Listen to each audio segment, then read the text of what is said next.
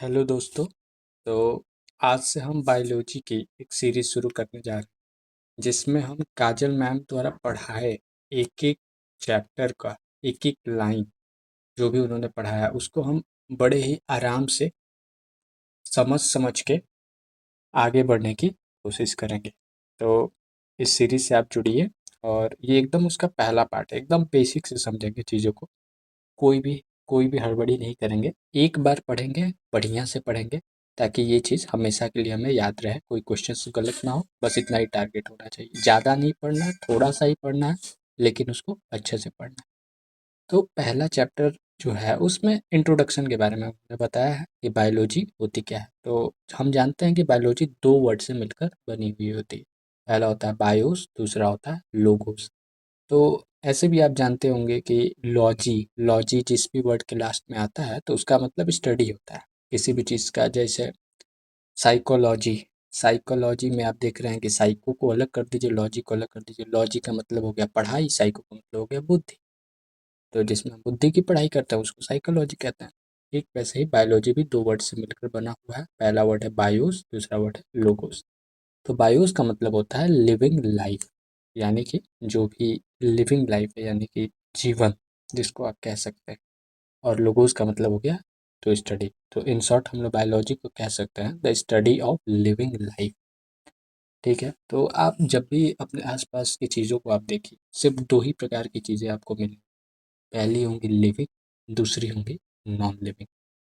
तो लिविंग उन चीज़ को कहते हैं जो कि सेल से मिली हुई होती है। जैसे यहाँ पे लिखा गया है, livings are those whose bodies are made up of cells। अब आखिर सेल इतना इम्पोर्टेंट क्या है, ये उसके बने होने के कारण हम बॉडी को लिविंग क्लासिफाई करते रहे। तो इस चीज़ को हम आगे पढ़ेंगे, लेकिन एक इसका जनरल ओवरव्यू ले लेते हैं। आप अपने आप को देखिए, आप एक बॉडी है। ठीक है। आपके बॉडी में बहुत सारे सिस्टम काम कर रहे होते हैं जिसको हम लोग ऑर्गन सिस्टम बोलते हैं। जैसे आपके अंदर रेस्पिरेटरी सिस्टम काम कर रहा है। आपने सांस को लिया, सांस आपके लंग्स में गई, लंग्स से एल्वेलाई में, एल्वेलाई से खून में मिलकर धीरे धीरे वो आपके सेल में गई। तो इसको कहते हैं रेस्पिरेटरी सिस्टम। ठीक है। आपके अंदर डाइजेस्टिव सिस्टम भी काम कर रहा है। आपके अंदर स्केलेटन सिस्टम भी है जिसके बल पे आप खड़े हो। तो आपकी बॉडी में बहुत सारे सिस्टम, आप एक बॉडी हैं, आपके अंदर बहुत सारे organ system. Generally in organ system में है क्या, इन ऑर्गन सिस्टम में अलग अलग प्रकार के ऑर्गन है। जैसे हार्ट को देखिए, हार्ट क्या है, एक ऑर्गन है। कौन से पार्ट का ऑर्गन है, ये हमारे सर्कुलेटरी पार्ट का ऑर्गन है। जैसे जो सर्कुलेटरी सिस्टम है पूरा का पूरा, उसका एक छोटा सा पार्ट है हमारा हार्ट। ठीक है। पूरा का पूरा सर्कुलेटरी सिस्टम नहीं, उसका एक पार्ट है हार्ट। ठीक है। तो हम कह सकते हैं कि पहले एक बॉडी होती है। बॉडी बॉडी जब बाइफरकेट होती है छोटे हिस्से में, तो उसको ऑर्गन सिस्टम में हम कह सकते हैं। ऑर्गन सिस्टम टूटकर ऑर्गन होता है। और कोई भी ऑर्गन टिश्यू से मिलकर बना हुआ हो। ठीक है। और टिश्यू फंडामेंटली सेल से मिलकर बनी। अभी तक हमने सेल के बाद कुछ नहीं, यानी कि फंडामेंटल लाइफ है सेल। सेल्स को जोड़िए टिश्यू बन जाएगा, टिश्यू को जोड़िए ऑर्गन बन जाएगा, ऑर्गन को मिला दीजिए ऑर्गन सिस्टम बन जाएगा। और फाइनली एक ऑर्गन सिस्टम मिलकर एक बॉडी या एक लिविंग लाइफ को बना देता है। ठीक है दोस्तों। फंडामेंटल सेल हो गया सेल। तो वही चीज़ को कह रहा है, living are those whose bodies are made up of cells. Non living, non living are those whose bodies are made up of atom. अब देखिए, हम लिविंग हैं, हमारी बॉडी सेल से मिलकर बनी हुई है, इससे छोटा कोई चीज़ नहीं है। लेकिन आप एक पेन के बारे में सोचिए, क्या इस पेन के अंदर कोई सर्कुलेटरी सिस्टम है? नहीं। क्या इस पेन के अंदर कोई स्केलेटन सिस्टम है? नहीं। क्या इस पेन के अंदर कोई रेस्पिरेटरी सिस्टम है? नहीं। यानी कि इसमें कोई भी सिस्टम नहीं है उस प्रकार का जो हमने लिविंग में अभी समझने की कोशिश की। तो आखिर ये किससे मिलकर बना है? ये मिलकर बना है एटम से। तो non living are those whose bodies are made up of atoms। I hope I am clear. अब आगे बढ़ते हैं कि एग्जाम्पल क्या होते हैं लिविंग और नॉन लिविंग के। तो आप पहले लिविंग के एग्जाम्पल को समझिए कि एग्जाम्पल ऑफ लिविंग जैसे प्लांट हो गए, एनिमल्स हो गए, बैक्टीरिया हो गया, फंगाई हो गया, वायरस हो गया। ये आपके यहाँ 5 एग्जाम्पल्स हैं। इन 4 एग्जाम्पल में आपको कोई डाउट नहीं होगा, प्लांट, एनिमल, बैक्टीरिया, फंगाई, ये सब के सब लिविंग।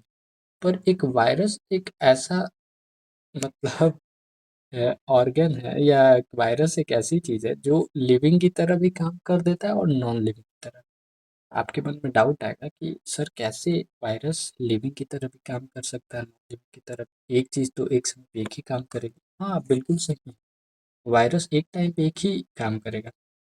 कहने का मतलब है कि जब ये किसी भी सेल के कांटेक्ट में नहीं आता है, यानी कि किसी भी लिविंग सेल के कांटेक्ट में नहीं आता है, तब तक ये नॉन लिविंग। वायरस तब तक नॉन लिविंग होता है जब तक वो किसी और लिविंग सेल के कांटेक्ट में नहीं आता। लेकिन जैसे ही वो किसी लिविंग सेल के कांटेक्ट में आ जाता है तो वो नॉन लिविंग से लिविंग हो जाता है, क्योंकि उसको एनर्जी मिलने लगती है उस लिविंग सेल से। आप समझ रहे हैं? फॉर एग्जाम्पल आप अपने अपने बालों में देखिए, आपके बालों में बहुत सारी डैंड्रफ वगैरह है और भी लाइस वगैरह होती है, अब उनको एनर्जी आपसे मिल रही है। ठीक उसी तरह ये वायरस है। ये वायरस तो बाहर रहता है तो नॉन लिविंग की तरह रहता है, कोई डाउट नहीं, लेकिन जैसे ही ये किसी सेल पे बैठता है अब उससे एनर्जी लेने लगता है। अब एनर्जी जब ये लेने लगता है तो ये लिविंग हो जाता है, इसके अंदर जान आ जाती है। तो हम लोग कह सकते हैं कि virus is fundamentally non living. जैसा कि ये पहला लाइन कह रहा है, it obtains it obtains energy it obtains energy from host cell and starts behaving like living. यानी कि वो जिस सेल पे बैठता है, जिसकी हम अभी बात कर रहे हैं, जहाँ से उसको एनर्जी मिलने लगती है, उसी सेल को हम होस्ट सेल कहते हैं। होस्ट सेल क्यों कहते हैं? क्योंकि उसी पे बैठ के अब उसको एनर्जी मिलने लग रही है, वही अब उसको होस्ट करने लग रहा है। Virus is a connecting link between living and, ऐसे कह सकते हैं कि वायरस जो कि पहले नॉन लिविंग की तरह था, होस्ट सेल पे जाने के बाद लिविंग की तरह काम करने लगता है। तो ये कनेक्टिंग लिंक है। किसका कनेक्टिंग लिंक है? लिविंग का है और नॉन लिविंग का है। ठीक है। अब अगला जो बात है कि virus is a cellular organism.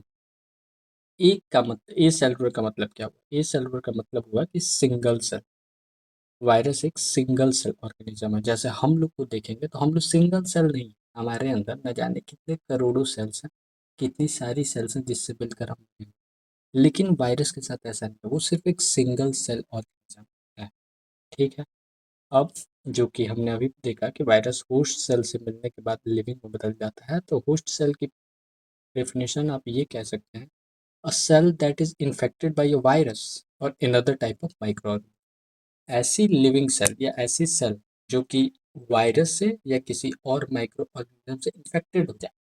कहने का मतलब है कि उस पर कंट्रोल हो जाए उस चीज़ का, उस माइक्रो ऑर्गेनिज्म, चाहे वो वायरस हो या कोई भी चीज़, आया और उस पर कंट्रोल पा लिया तो अब वो होस्ट सेल बन गई।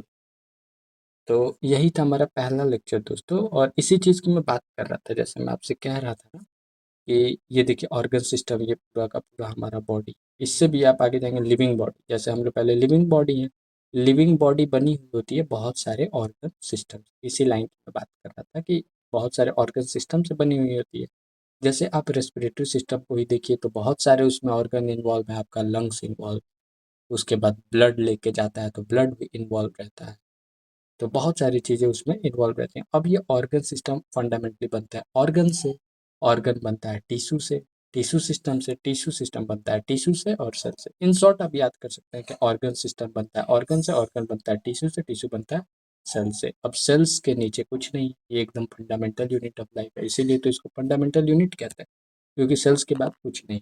यहीं पे सारी की सारी क्रियाएं होती हैं, जो भी हम प्रोसेस पढ़ेंगे, जो भी चीज़ें लाइफ को मतलब सस्टेन करने में मदद करती कि जिसके कारण आज जिंदा हैं, या हम जो भी अपने आप को बढ़ा पा रहे हैं, कुछ भी कर पा रहे हैं, वो इस सभी प्रोसेस सेल्स में ही होती हैं। ये इसीलिए हमारा फंडामेंटल यूनिट ऑफ लाइफ बन जाता है। तो आज के लिए बस इतना ही। ये हमारा पहला लेक्चर था बायोलॉजी के बारे में, जिसमें हमने इंट्रोडक्शन को पढ़ा, और एक सबसे इम्पॉर्टेंट चीज़ हमने वायरस के बारे में पढ़ा कि ये कैसे लिविंग की तरह और नॉन लिविंग की तरह दोनों की तरह बिहेव करता है। और ये जो ग्रीन कलर का पोर्शन जो हमने छोड़ा है, ये अभी आगे भी आएगा कि वायरस किस तरह से बना हुआ होता है। तो आप स्टे ट्यून रहिए आगे के लेक्चर्स के लिए।